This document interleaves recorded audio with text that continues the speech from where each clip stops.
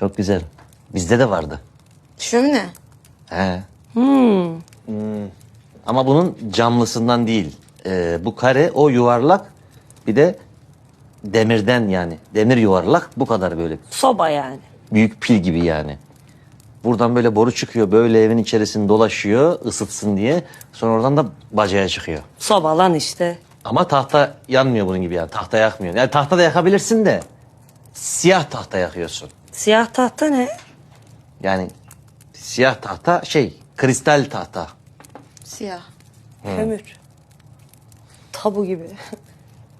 Öyle. Bir şey diyeceğim. Kaçalım mı?